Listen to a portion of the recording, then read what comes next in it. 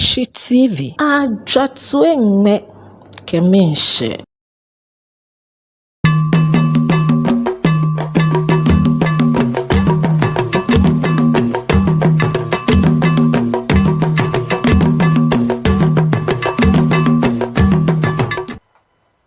Good evening.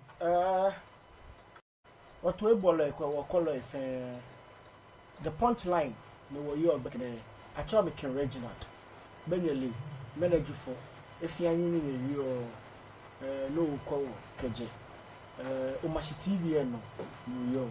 Back in where you need BP, no about by Sunday. Benyali, got cut off for over the weekend. I can fair but in Agbe over the weekend. The senior national team, the Blasters of Ghana, were next World Cup qualification. Bano, ne mene bekene Blaster head coach. Otto Ado, a technical team. I make a Blaster list. Eba, this is breaking news. Ko okwe list na make by unake Otto Ado ke beke bi a technical team. They mean business. Joseph Pinto, former Tema Youth, Genk FC strike attacker. Since 2004, this is the first time they actually keba Blaster team. Quickly, me tell me maha what we call list ne about out just 5 minutes ago. Ko social media if you list Paco de Eba out. Where ka okwa walo bo to would first TV or radio station no habu Blaster list. This is my old work. Ni fe ni nkeboti FA technical department ni ha list ni akeba out ake ha first. Where ka okwa we no obomitu goalkeepers ni achame Lawrence Atizigi, Legend St. Gallen, number 1, Switzerland. Joseph Annan, St. Patrick Athletic, Legend, I'm a goalkeeper. Benjamin Asari of Aqua House of Folk, he's a local player. Co-bar defense, Gideon Mensah, former West African Football Academy, Oze player. If it's a defense, Derek Atta, Union Berlin, Germany. Mohamed Salisu, AS Monaco. Jerome Opoku, Istanbul Besiktas. Alexander Jiku, Fenerbahce, Turkey. Jonas Ajete, FC Basel. Jonas Ajete, FC Basel. And Kokwe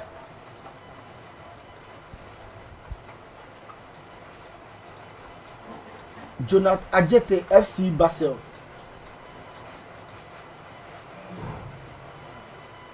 Tariq Lamptey, Brighton and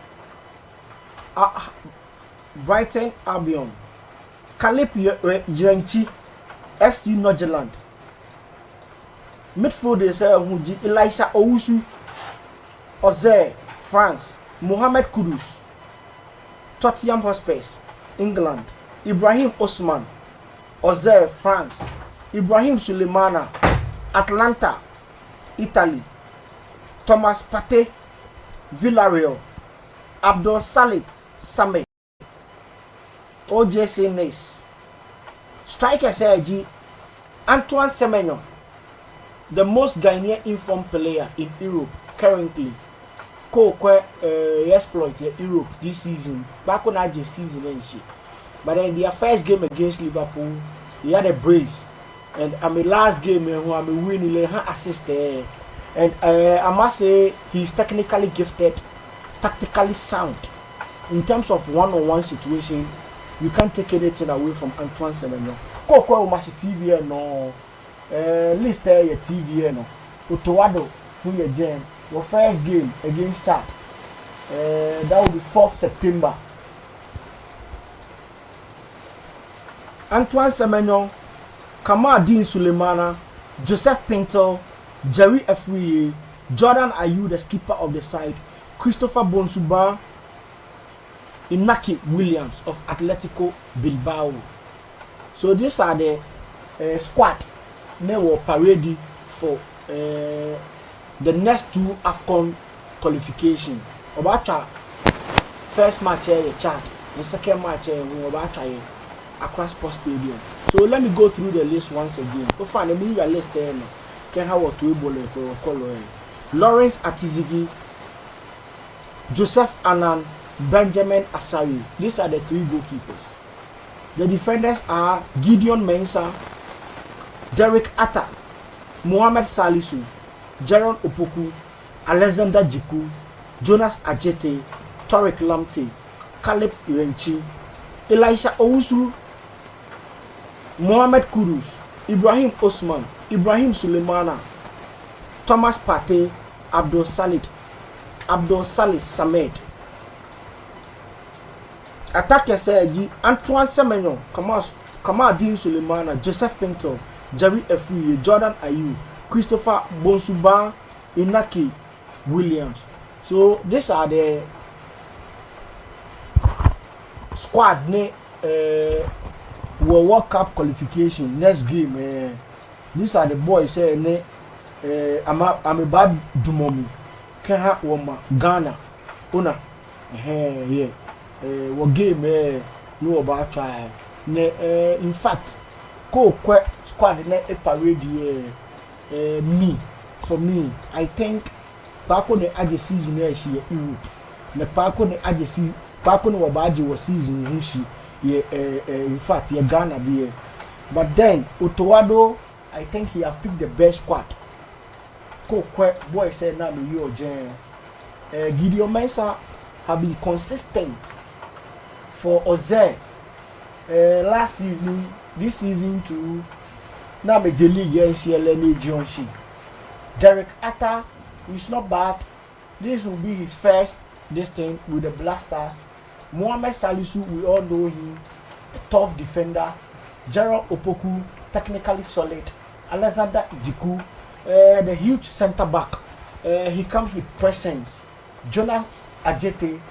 Yes, gradually this guy will take up from Jiku. He's a ball playing central midfield, central defender. Technically, he's not bad. Then he comes with area ability as well. Khalid Renchi, wow. The last time I saw Khalid Renchi playing, in fact, I was not really impressed with his passing range and his confidence level on the field of play. That is a fact on the ground. But with his body structure, when given chance and opportunity, I think he have what it takes to be with the Blasters. No doubt about that at all. And squad there was solely Ake, Nofiano, Baya, Juba, Keha, what team, World Cup, Mexico, okay. United States of America, Canada. In fact, it's a name at all costs. Ghana Aya World Cup. The first time Ghana to World Cup, that was Germany 2006. I was not there, but then South African 2010 FIFA World Cup. I witnessed South African 2010 FIFA World Cup, and Esewani and Sao Kachere, the whole Ghana. Some of you said na atmosphere netie e Ghana time na ye bo World Cup any see na na netie a chira was say in fact Ghana see qualify for World Cup duduo na e de omani e di team nechi and e de inferior any different way and eba on mining and me bompa say said the niama tie no Ghana be ye bibia say ye betimi qualify e de akọ the next FIFA World Cup. Beba so Mexico, United States of America, and Canada. Yamfa Blasters 7 no enkoguye. Ofane Blasters saniye wagbekuna. Woye Blasters jen lulu. Former Blaster player ne Accra Great Olympics. Le no hu Accra Hasselfolk. Le batra Krobia Kumasi Asante Kotoko. Actually, Chas Banye Asampon Taylor. Owaka ake wonini obanye wona Chas Taylor ye. Show no nile hu. Squad there ni by the hu echon wo. Coach Otoado ke a technical team ke ame check the rightful players are alone. In fact, Omashi TV no yo the punchline no ke bahanye ye efianye ye ko keje. Mene Tuesday 26 July. Once again, I told me Ken Reginald. Over the weekend, barely Gaka top for Akefe Eba in Adu, Ligon Stadium. Neke ukwe matches ne Eba like points build up. Accra has to folk, Muna to Accra has of not 7 points. Bibiani Go Stars not 7 points. Ofane, what hold on for you, no quick. Hello, Banya. Yes, sir. Good evening, no. Good evening. Cha, say Obo Olympics kakra. Olympics. Yeah, kakra. Olympics. Ana Obo Accra folk nso. Okay. Ana Obo Asante Kotoko. Okay. In terms of your national team no so no. Me kai say na me no na what chan 2009 Ivory Coast. So okay. Yeah, Democratic Republic of Congo, Treasure Imputu, ne Carlos Kidiaba nom. Omode ye call final a omutimi gi sa cap ni fi. Omugi sa cap ni fi yensem. Charles, anyway, Coach Otoado ene ne mpa ni technical team no. The blaster setup no, and as a squad number for your next 2 qualification no. Ya pesi ye ni hu nkomo kakra sa wo hwe squad a Otoado de aba na wadwen e kire wo sen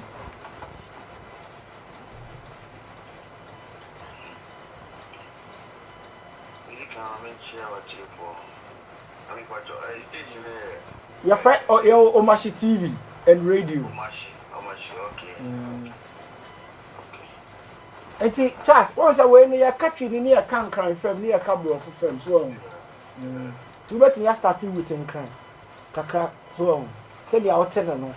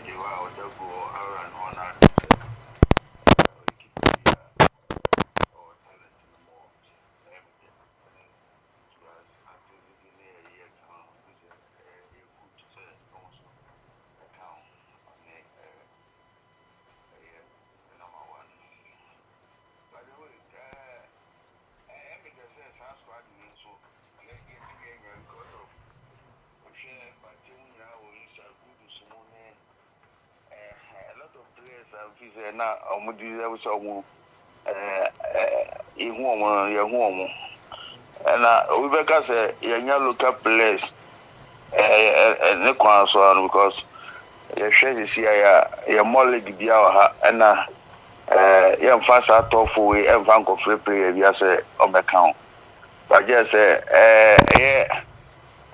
equipa ne de obi anim say wa show ne na yi amobi ahunu nti ye friend anya ade say enya problem bia wo ho ha nti ni nya ne say ye be ka kire wo say bo na mo bo ho a yi hu omo no sa na ye hwe wa because Kudus they was here pick or Tottenham was chiro crazy Ogusu awoye adwumaden enti the ball na say otimi be ball the same thing na obo Tottenham na mfi say betimi aboa ma or station so enya na easy because yeah call na was say timi yeah bibia ko say timi ya point betimi dey qualify because any value no enye easy game so that's it the honu na say to qualify inya ni so mba yiro mu nti we dey ebe we shi play tinya we say ya me fo mu nyina medu na yeah ebe brad we say if you buy inya so met my yiro mu because me share squad ni kutayen sai ya otaro dia ba no bize bibia fine Charles. So, Osha, blending old boys and the new boys, no. Inside the light of Ajete, Joseph Anan, and then the young up ones, no more about ratting, no. Omu deserve a call up, no. Omu deserve because of at times, no, I know I show players omo bobo amana ni na yehwe na otuze sa players ya keke o profile a check press o say from so that because Ghana no the professors say Europe na say the whole world club na we Kudus ne Kudus na otuze all both team and vise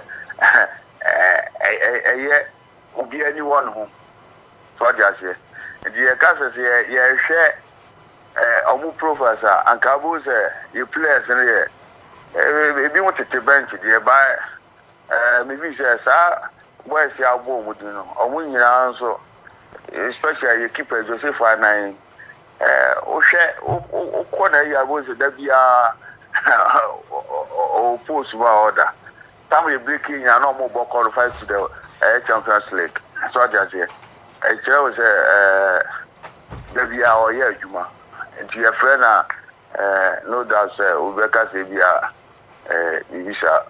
Divisa, squad and our friend here, we had to we say from. As Chastela,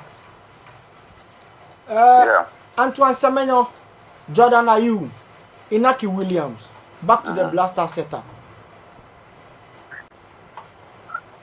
Oshe sa your setup we started your setup strikers we now denti na ema yentimi nya sa telepathic understanding between sa three players we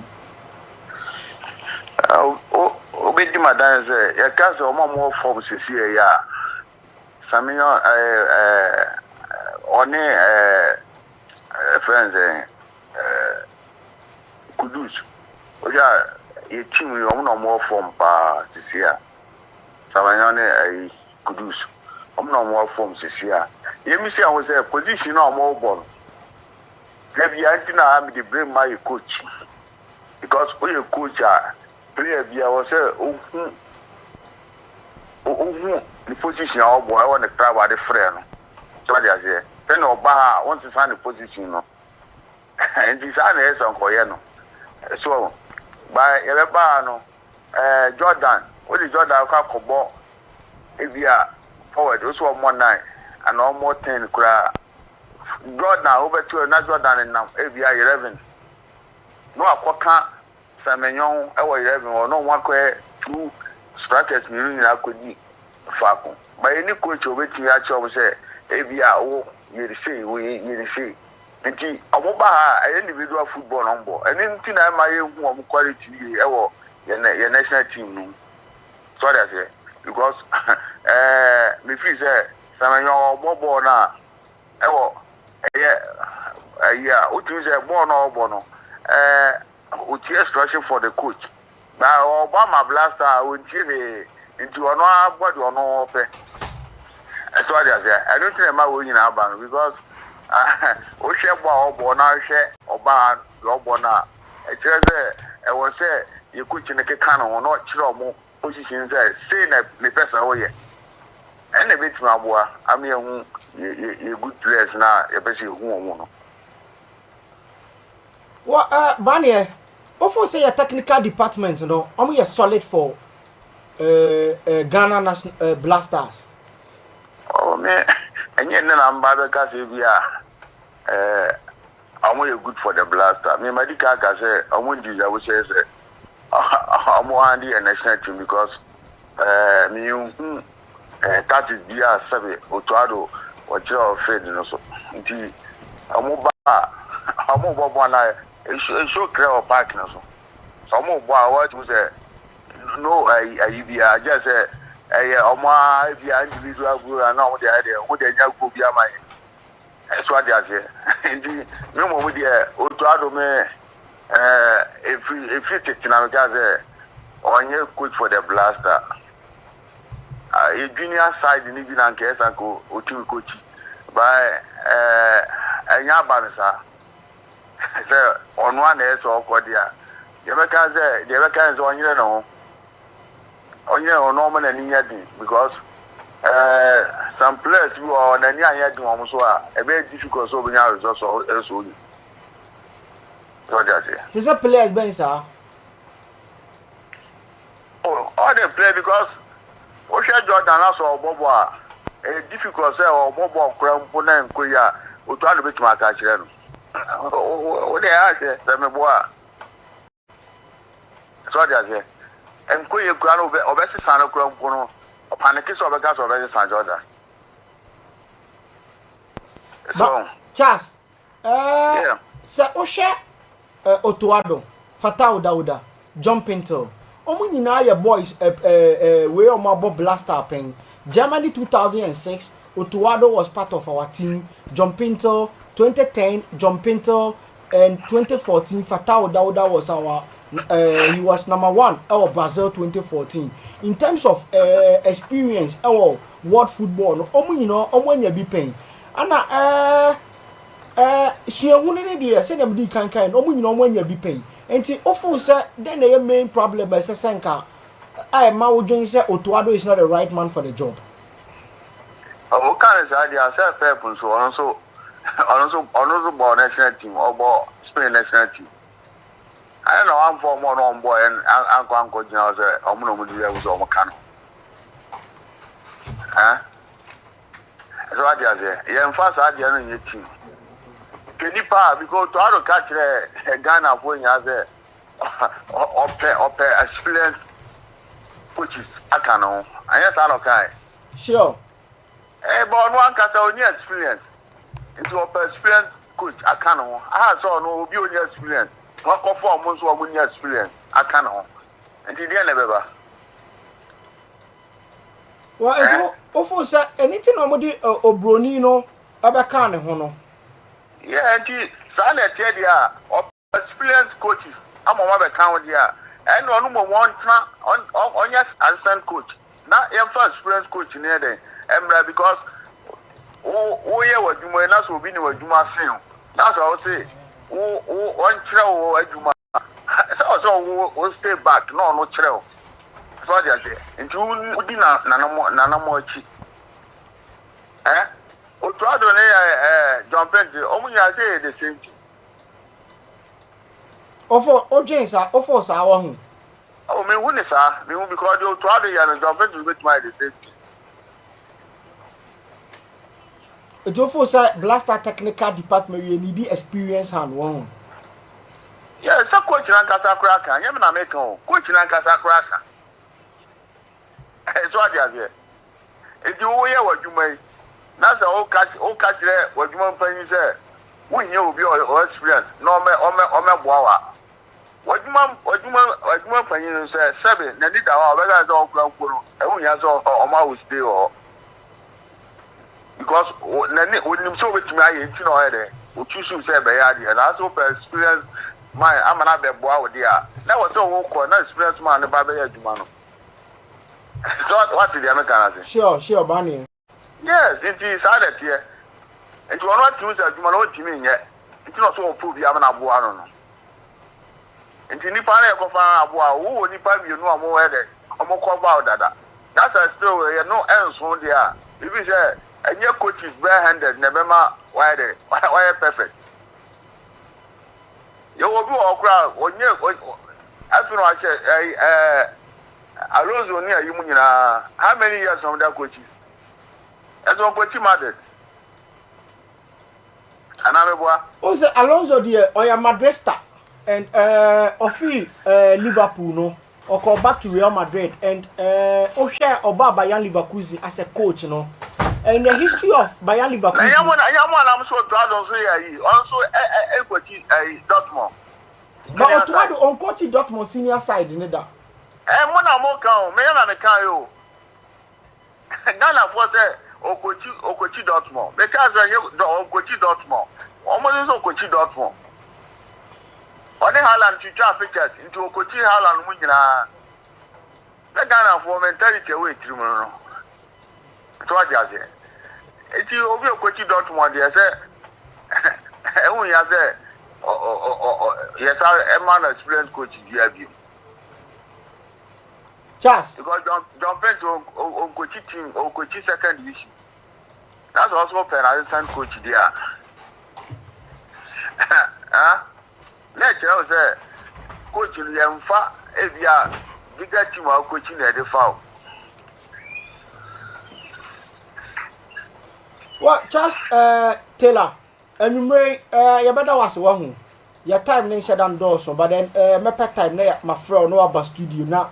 Ye din komo kakra sa busia no bia so hoye nyame adom ya but ya no etia lava mama why but what okay me das nyame hia won so sure okay Charles Asampon Banier the Terror Taylor say mo be kai Charles Taylor the year 2000 has folk edge Champions League no di mu akoten pa mo fiamo ne here has folk say early 2000 go back when they had folk Champions League. Chastela was one of the key players. Chastela, Emmanuel Osekufo, Ismolado, Emmanuel Ajogu, Kenneth Sapong, Chas Alote, Edmond Cobson, Jatete. No yes, our mark, no, yes, our history, no, Edema, the former Continental Club Masters. And Oba Blaster and so be Akoten Kakra, and a junior national team, no, so no. Obobi more and ninim dear as far as football no top no na enumere no yenya no wo ahoma ne so a yetimi no etwetwen enkomo ekakra no okere a membo ne to fanfama yetiefo mu ente twi ni yi just la town ne twon ake inake wo coach Otoado be komineba ho as a head coach demand yake handle experience hand ne wale ye bench ne le Chastela enake Otoado is the right man for the Blaster job. I have said this thing several times. I have said it. Otoado nuchumo ne echumo. Ele coaching for me. No Otoado nye coach Blaster. Ke Otoado ba nye coach Blasters. Ke amount of money na ke pay ole. It means I can also coach Blasters. Otoado is not coach Borussia Dortmund down. A coach Konojland down. On musician. He was a scout for Borussia Dortmund. Often own musician. And I have been scout for Temayu Football Club 5 consecutive years. Then about Tommy, general manager in charge of the playing body. In the Temayu in the West African Football Academy, WAFA, the biggest football academy in the whole West Africa. The first football academy near Africa. And it was being handled by the first black coach. Ne win the FIFA World Cup, Ghana, the Ecuador 1995. Coach Sam Ade. I work under Sam Ade for 5 good years. And any foreign coach, Fena Kalebaba Wafa, Kaje John Keller, Namo, Fabien, Atela Sekelioglu, become a fan to me as their scout and their special assistant. Records, yeah, me. I produce some Watete, Bernadetta Manucho, Gideon Mensah, near your Blasters, Joseph Pinto, Thomas Pate. Where can Otoado? Many players they produce can have Blasters. Many team they coach you Ghana beer. What is Otoado? What has he achieved? Your Ghana beer. ne ake Blaster Banhale as a head coach. Ofane on none nke bo wie min be onu mishishi. It's job for the boys. That is it. It's job for the boys.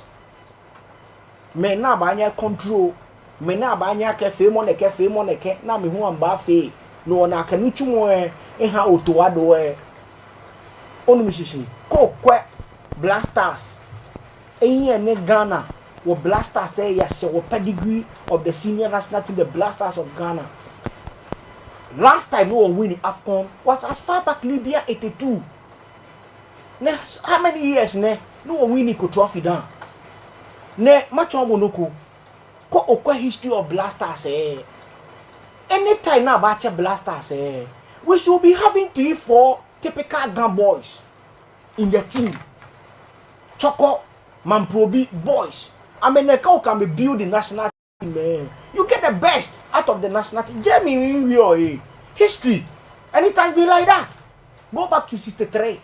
No war AFCON. And I see KJMV. Go back to 78. No, you check your records. Nino Thompson, me. Isaac Akwe, me. Adolfama, me. I will equate Junior, me. Back to make a boy, ya Jampo. Robert 2006. Germany 2006. No about South African 2010. Stephen Appiah, typical Choco boy, Nante Miami boy, Asamoah Gyan, Mamprobi boy, Chaboy India Fapak, Emmanuel Adekwe Papu, Kole Gono boy. Over the non incable we Okami Pagbe, Laie Kingston, Ona, get all build the national team. No, not this, not typical Accra boys. Na me German probiteshi ke fita team ona naka yin wa ye team mi onim shishi ame bon modern ake ame ha colleague on slot no ji Benjamin Asari abe ye typical colleague on boy tainanka Bruce from across for player Asia New York, and I did help a movement from a house of Great Olympics to House of Folk. As folks morning silently, I stepped my feet on the ground, called Togbe, speak to Togbe. Togbe asked me to come and see him. They were doing everything to sign Dreams FC player, goalkeeper. And I said, no. As a folk need a typical Kolegono Mamprobi Choco boy, a team man. I may need the typical best touch all at a Bukom on a Gamashi area boy, a team man. This is what brings the fans to the stadium. But Accra as a folk, it's a good team, it's a crack team. Founded in 1911. Ona, neko kwa history anytime no man typical Accra boys, your Kotoko has team the team gels. And they make it to the highest level. That is it. Onumshishi, when I did everything to bring Theophilus Collison, the former to the mighty jet. All Yankees central midfielder after recruiting Benjamin Asari for them, and I brought Theophilus Collison, neighbor beefy up central midfielder, and he's also a typical Gamashi Bokom boy. Onushishi, where Blasters where a history. Now we have to be sure of Jena Kai will qualify in your World Cup. We will go to World Cup and we will come back empty-handed. I said it when we were going to Qatar. Make you are not patriotic, you are not this, you are not the Biden. I was with Hot FM. And I was lambasted. A whole lot of things was said against me. FAB who I'm a sycophants, a bootlickers, I'm a tuame. Na me atta Joy FM, me atta FM, na me Jimmy Juba. Meaningly. We neke a whole lot, but no what they, no need me no what they touch all the time, walk up. We were knocked out of the group stage.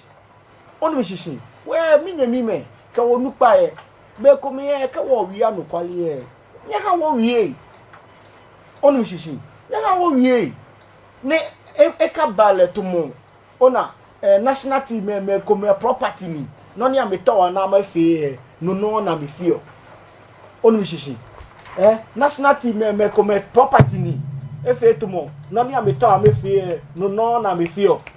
It is very bad. Onwishishin. In fact, it is so bad. Nesa no work esa no work le jugba. Je na kan wo football no wo fitelo. Me so dro nyakon. Ofane me na Mr. Odro nyakon.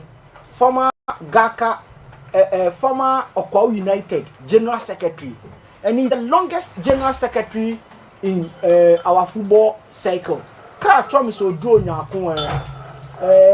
days of Mr. Fosu Banfo, Sikis. The days of Sikis.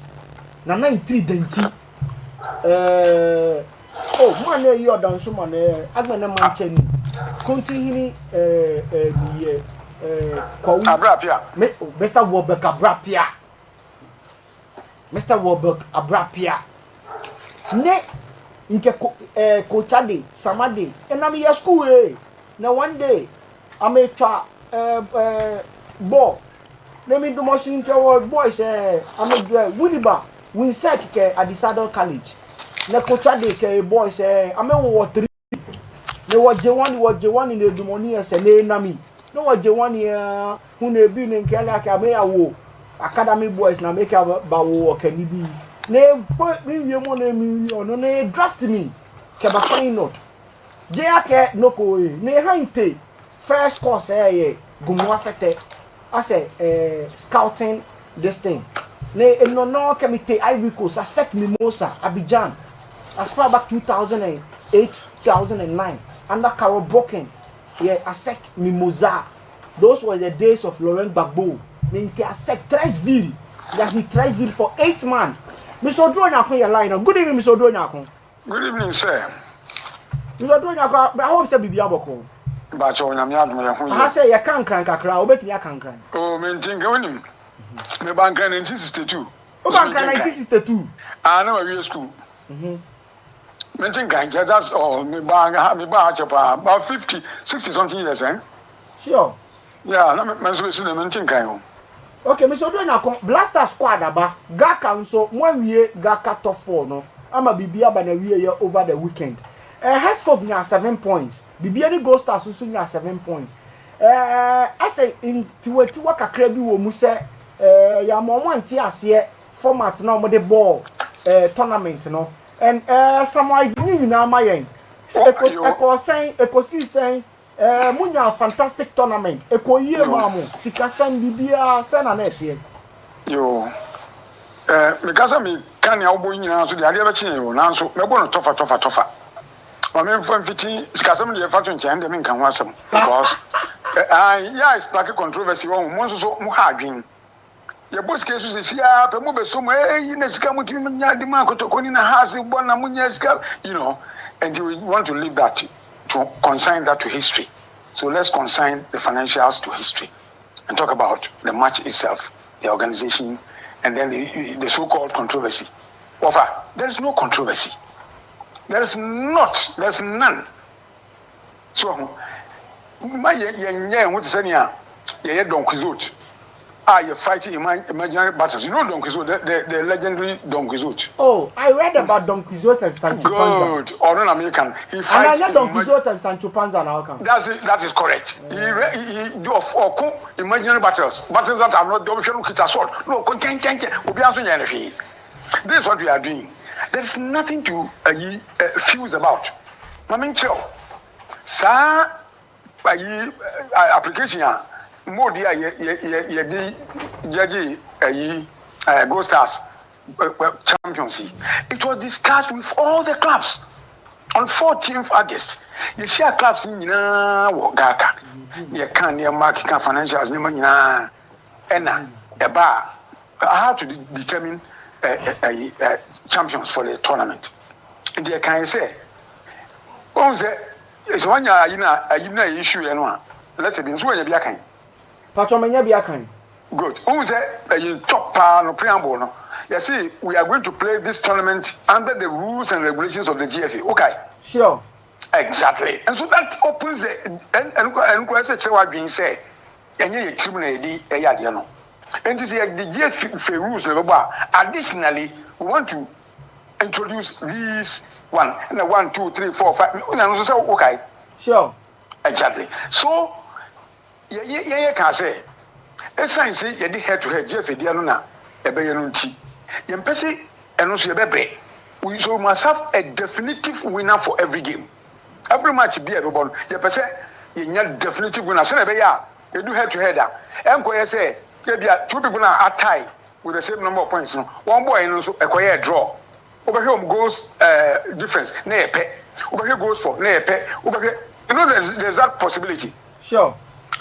So we want to kill all these, I would say, tribulations. We just wanted to be free and fair and very simple. And the clubs in United say, and say what definitive winner there. It means that in every game you don't have a draw, you have a winner.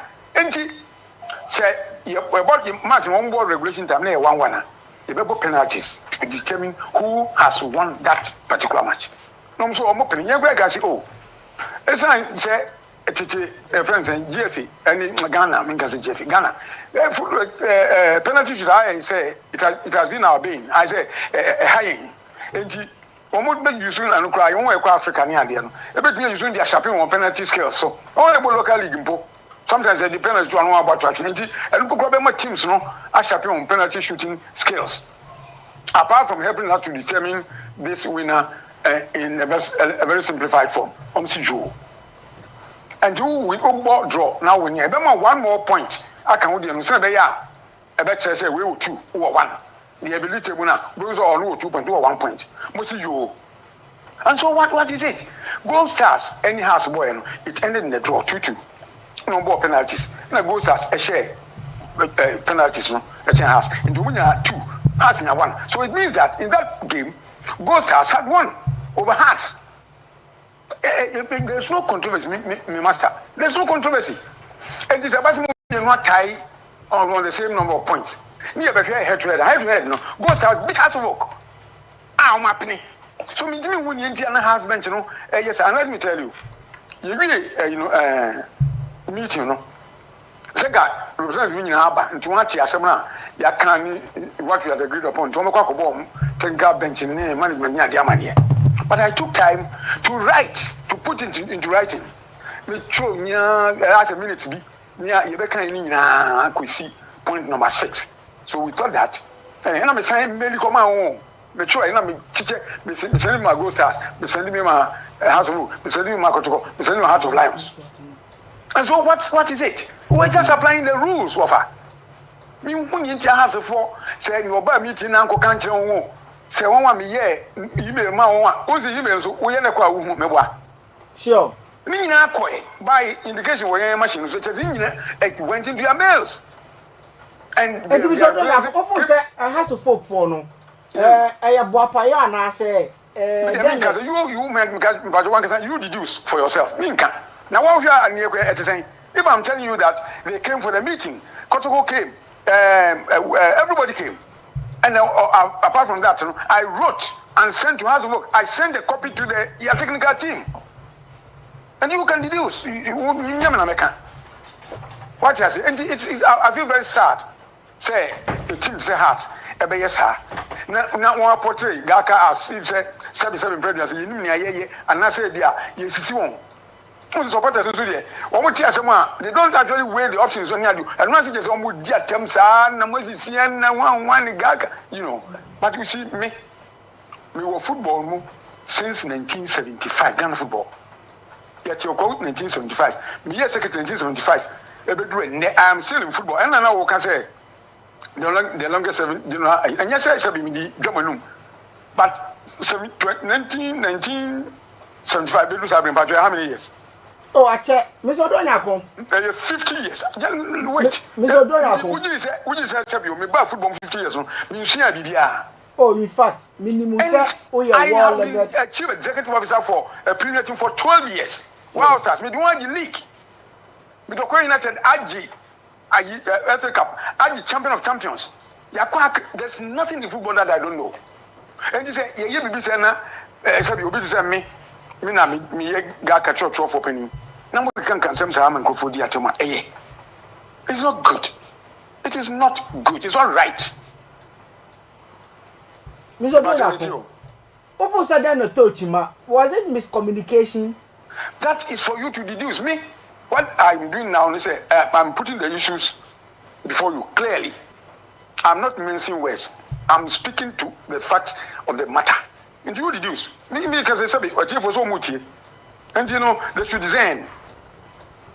From what I'm saying, they should design the truth from falsehood. That's what I want to say. Mr. Donato, and then you may better was a sewer bread now ultimately a dean come over Umashi TV in the radio.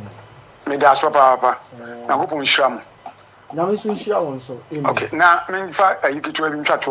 I say some organization one. Who is our question? My main organization Kakrabi. When we say you move call Legon, we had only 1 day to prepare the pitch. 1 day. Now Monday. All along, sports authority I say yebabo adi yejumbo Kumasi because Kumasi Park no the Accra Sports Stadium. More in Tomo the Accra Sports. All along we knew that we were going to play at Accra Sports Stadium. The game was on 20th Wednesday. Monday, number 4:30.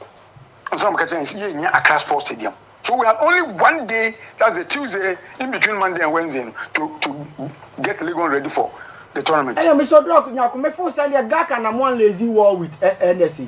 You don't understand. I am saying that the NSA owns the facility. Yes. They gave us a cash position. And then those who gave you the facility say that now we cannot give you, we cannot allow you to play there because Black Stars game, is a cost. And NSA for who names a blaster bebo match and some more agree some that's another matter. But reason why now,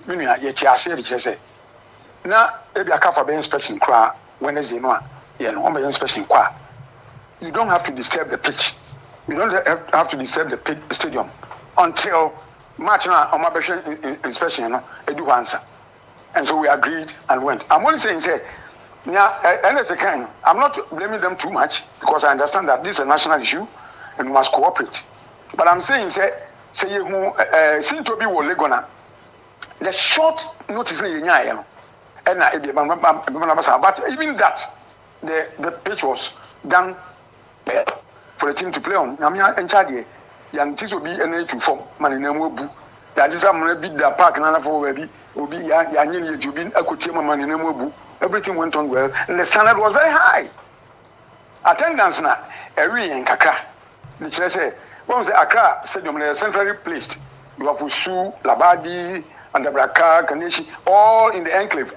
Ben, Uniska, until or Natia, or Bastadium, no come. But Legon, a bit far, a bit isolated. And they say, Obiba Faka, Ababeshe, a trap, ticket, no Niska, or Ma. Especially so when the match is live on TV. And not affecting Kakra attendance, no, that's where we suffered. But all in all, I think we can score 7/8 on the scale of 10. 7/8. 7 or 8 on the scale of 10. Mr. Dross have where the Wankasa If you don't say I am, nobody will say thou art. Of course, I agree perfectly with you. I perfectly agree with you. Mr. Dross, Nyakuma, me fa me say kakra. Anyway, already no. What time you off? I'm so myself. You can't be catching patch up. Me next time. Mr. Dross, boy, ya back up and not echo. There you who be some maybe one patch up. Mr. Dross, Yakuti, patch up. Be patch up. Oh, if it's answerable, I'll do that. Well, your technical department of the Blaster of Ghana Football Association. Any head coach, Otowado, or the Blaster squad number for your next 2 qualifying. That is against Chad and Mali. And Austria squad now. And Patuan squad no. Okay. My fair view about squad no. Like I say. Fair view about squad no. You know what I'm going to say? I am not a technical person. I am an administrator. Yes. I hardly interfered in the affairs of the technical team. Sure. The point is that we will fire you. And I said, you be boss, we will praise you. So that's how I left my team. And they did well. Coach Maswe could do any Nuru Dean. They did, and because I let them the free hand to do what they think is best for the team, and it was a success. And let's leave them. Let's grant them that latitude to run to do the selection and parade the best side for which they think it should be to play in the game. If it doesn't go well, we'll hold them to it. If it goes well, we'll praise them. I'm not going to analyze. Them to eat. Me, I don't like to analyze and say when the boy anyway I'm man up. I don't mind. In the wisdom of the technical team, this is the squad they think can deliver, and they know how crucial these two matches are. See, we need these two matches. You qualified. In fact, if we win one and draw one, you qualified. So I don't think they will joke with it. But why? Don't let us divulge. Mr. Nyako. Yes, sir. I've always known you to be Obia. But GFA blaster semoa. Ya own person obekedi. And then you odie we do see her. Let me give you that benefit of the doubt now. If I will see her, you see. Emre Premuno. Yebedi nkomo. Why? I'm sure. Amen. The longest serving secretary of Ghana football. He was with Okwa United. Time I yete Okwa United 1975. No, ye general secretary. Edema openia ye friend no Ofosu Bamfo. So mo amu na ye friend Sekes. Ono Analisa Hotel. Eye ne dia or Blaster Management Committee member. In terms of football, no time of Okwa United Jinan and nine so na sa time the Sekes and a Ekita team no on in na intridenchi and it's a Wobek Abra Apia at that time no Okwa were first to work on with. I remember Omani Accra has a folk MTN FA Cup number class 4 or Accra Sports Stadium number Saturday mini Accra how number outside Accra some match no na ye match be a year crabeshe because Okwa United ko Brazil and that's Samadi and I'm call training tour eba fi Brazil ba no be check kotoko 4-1 ewo Accra Sports Stadium nti there be almost Olympics 4-1 or Accra Sports Stadium almost Olympics we Accra Sports net team there from Juventus and I'm check Juventus extra Juventus 3-0 almost say Juventus here no and I'm Juventus almost Olympics and I'm say Juventus almost say Juventus here and I'm Akotes how many Akotes or Accra Sports Stadium FA Cup almost say Akotes 6-1 almost say Akotes 6-1 here no then no money Accra has of oak the mighty oak tree or Accra Sports Stadium now I spoke to the light of Adolf Ama Ofe Ansa Adro Damite I mean those sort of players you know and at the end of the day you know Okwa ufi nkoko about Accra Sports Stadium she has for 3-0 those were the days of Tony Yeboah Tobe Kaya ye ka Tony Yeboah at that time ana o she 9 jersey no Tony Yeboah proper orthodox number 9 a typical bulldozing striker ono na ball le to no woso ball na utimi se no wa woso net no ofi Okwa United no di na ni kire Germany and Okobo Hamburg and no Wolfsburg and Oba Leeds United till the days of Okwa United no Oduro Nyako a boy ejuma pa in terms of football there untimi nka bi footballer Oba J Oduro Nyako yemi enu football shishin le ne gbeke ne wakale wie ali awon na mingbanye wo Blasters ko technical department ke the way ne wo fie amefe amani bi in fact hama ka ebonoko ko kwami yo machi TV no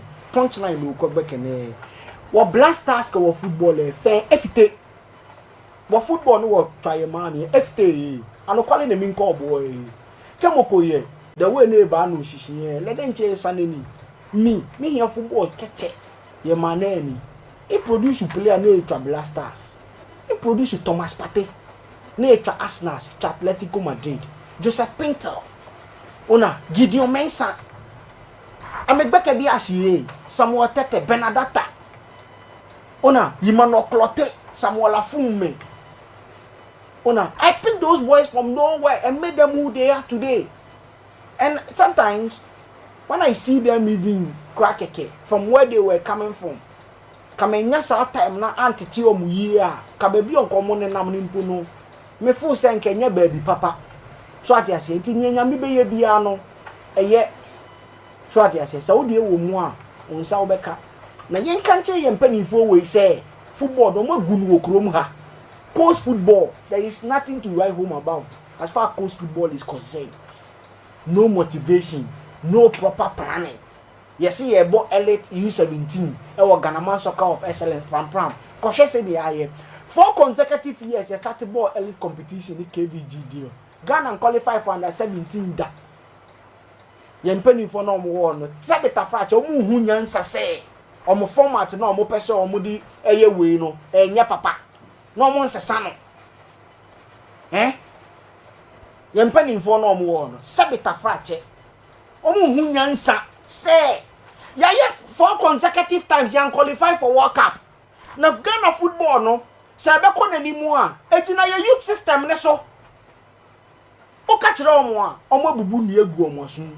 Ye nti obia. So hu. Ye nti obia no mo gu football no okrom ha. Omo gu football na tete football na say no.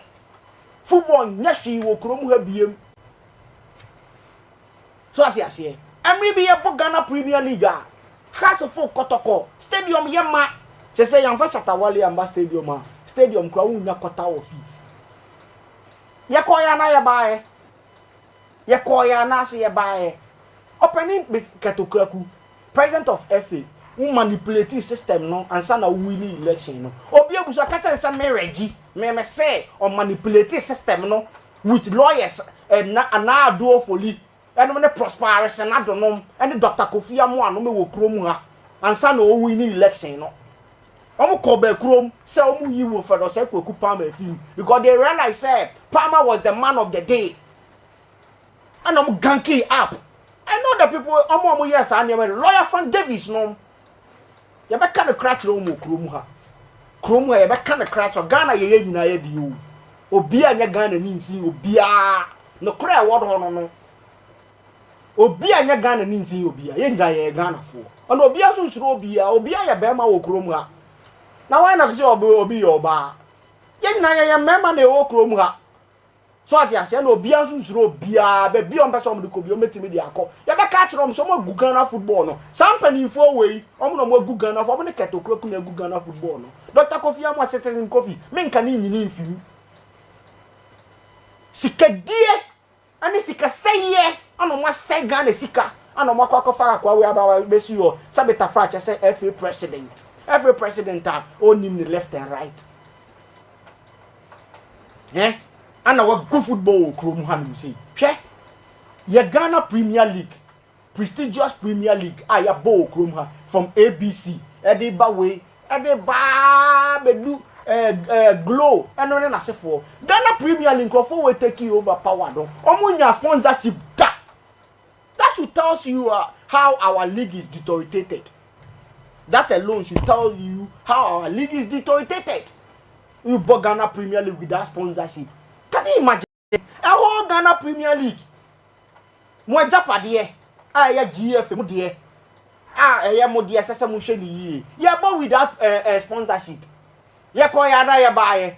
Ye kan okrom a grofo bi omo ma onya no nka. Ne ye frefre wo ha wo mache ne ye send no text message me obi an threatening me okrom ha wo me obi enu obetumi a threatening me okrom ha me ka ne se ne ye tie pepepe ana me nsuro bia so ade afie sika na mo be cha mu nya mu ma me bindi na sika na ya be hope o ya fa ho no mo pen se mo amuni ka tsa me ne na wa iviku so ne Dr. Kwame Bani akọ e wo chan anya me ne o mo ana na e wo South African 2010 me Professor Mills any Nilante Van der Poel any Komna Woyomi and the call 2010 FIFA World Cup na me da Hotel Pacific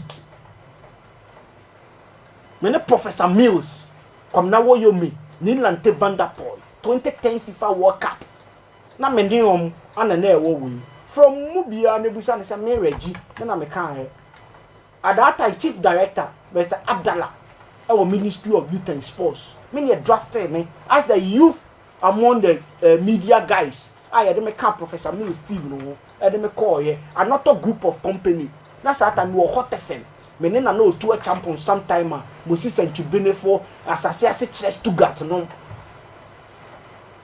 professional league board ene mane ministry of youth and sports e frame me e ma me call ho ne de me can team no ho at that time na football e gina so because of your juma ye no mu se pa ma be take you over na bibia ye we na football na cost you know then they manipulated the system and kick him out of the system and no na ma your football na gu no hwe ofo say person obi betwa akwa wu betwa adu ni esese wo ye no unya no unya.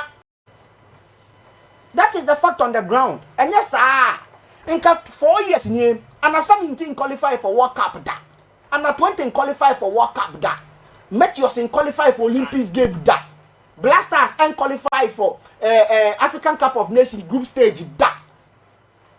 Yeah, no one is saying amen. Now, yes, say football people, you manipulating attitude on say guomochi, and your mark could not pram. Say Yanko agree for 30. And we are safe. A gumuenu mo asesa atiti football na pan se uko Ghana Football Association ya o be ka say Ghana football no we cemetery why ye din oni be say na ama football ni igunu sa ni ama no na moye gang cartel a small group of people cartel bi ana mo manipulate system na mo cheska ni di no eno na good football no se o fo say nyankopon ya latani o de ne nsa benkum ebe kire ni we wonya hu hwe World Cup ni de ye ne yebese ye ko World Cup no me ka kire mo ne the whole Ghana yebese ye ko World Cup malam asofo dunsifo insuo bepo enom ne we na wo krom ha nyina no omo nyina o mpeso ye ko World Cup anything ye qualify for World Cup no mo hu se mo etimi qualify for any tournament bi mo hu se mo etimi qualify for any tournament before I started World Cup qualification me can say ye be qualify for World Cup. I said it on one of the radio station multimedia Joy FM Asempa FM na my candidate your first match me say ye be qualify for World Cup because ye nyina ye be say ye ko World Cup obi abeso nko hwe World Cup so all hands on decks so that yes any other qualify for World Cup and yes some na mo aye bibi World Cup ni dey qualify wie take it for me we are qualify wie me make football asem kire wa hu se ni America kire wo no eno na ye nokra nu ya be won entro no mudi di kire yo sika die basa mo di sika hwa mo afu ani se de obuye sabita frache omo nim ne ekoso krampo wo football ni na seketo kraku ni microphone ni ekoso wo football mu a enka black men to be qualify for way na ya deduct points ni ye World Cup mu administrative lapses way the whole Ghana Football Association and at 20 to me qualify for tournament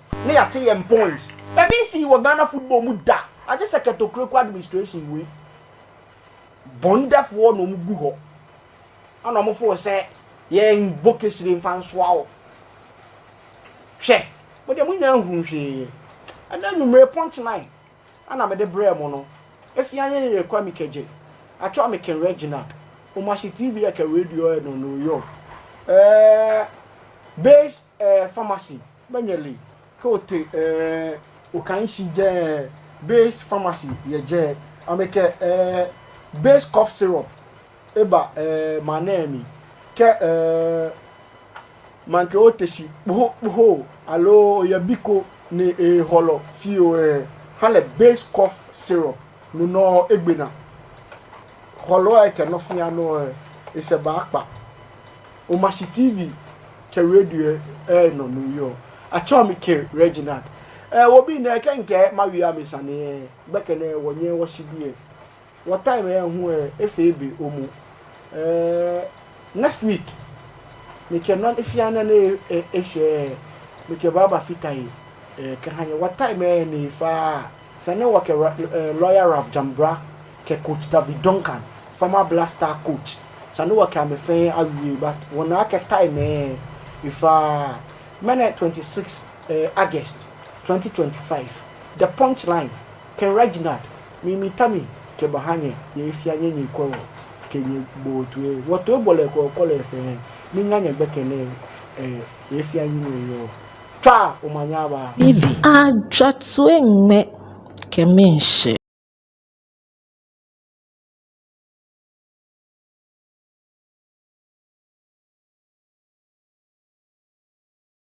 O Mashi TV.